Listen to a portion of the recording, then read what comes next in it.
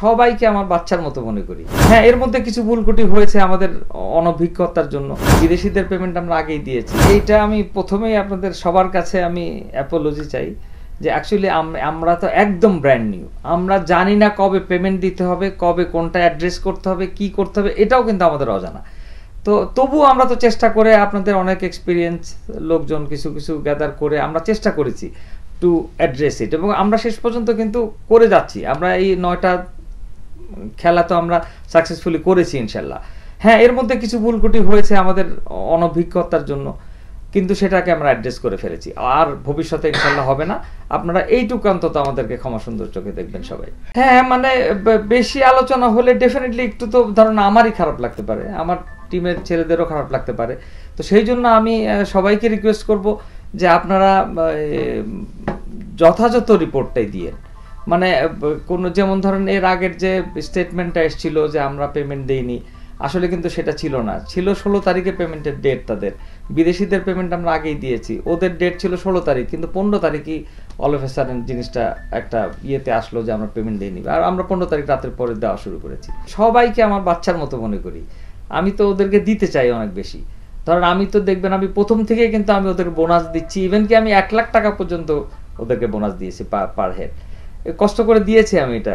এই বর্তমান পরিস্থিতিতে দেয় স্পন্সর নাই, কম, অনেক কম, তাদের অবস্থা খারাপ, আমাদের ফিনান্সিয়াল স্ট্যাগনেন্সি আছে এই পরিবর্তিত পরিস্থিতিতে দেশের। তবু আই এম ট্রাইং, আমি ওদেরকে আই লাভ দেম, আমি ওদের জন্য করতে চাই, করবো ইনশাল্লাহ।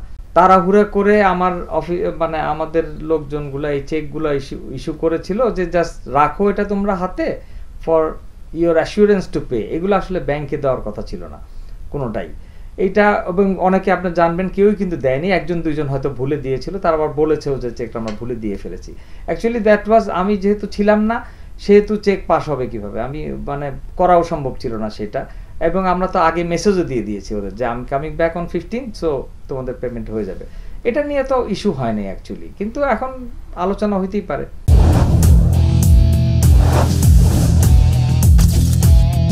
মৃত্যুঞ্জয়ের একটা ইস্যু আছে। মৃত্যুঞ্জয় দাবি করেছে যে সে এখন পর্যন্ত কোনো পেমেন্ট পায়নি। যদি একটু বিষয়টা আমাদেরকে ক্লিয়ার করেন। মৃত্যুঞ্জয়ের বিষয়টা হলো, মৃত্যুঞ্জয় এসছে আমাদের এখানে অনেক পরে।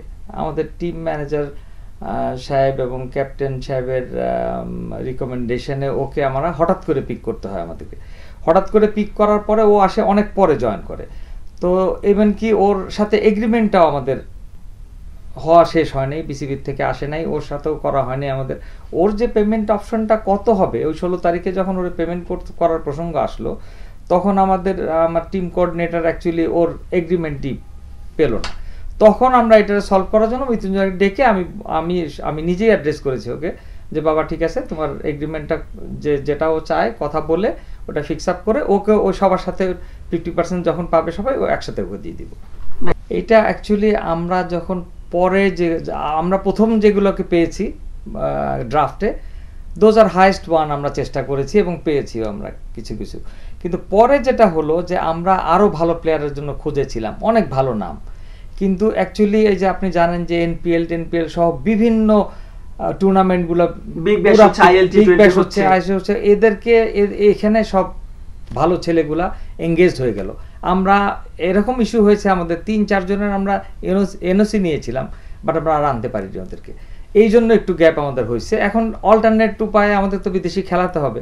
আমরা অনেক চেষ্টা করে দেখবেন আপনি দেরিতে এনেছি, অনেক চেষ্টা করে না পারতে যে এটা সেকেন্ড লাইন যা ছিল সেখান থেকে আমরা চুজ করতে হয়েছে। জি ইনশাল্লাহ, আমি তখন এবার শিখেছি, তাহলে আগামী বছর I can put more effort on it. আমি আপনাদেরকে আরও বেশি দিতে পারবো। আমার আশা আছে আমি সামনের বছর করবো ইনশাল্লাহ, এবং ভালোভাবে করতে পারবো। এই প্রিভিয়াসলি যেসব ভুলকুটি ছিল সেগুলো থাকবে না।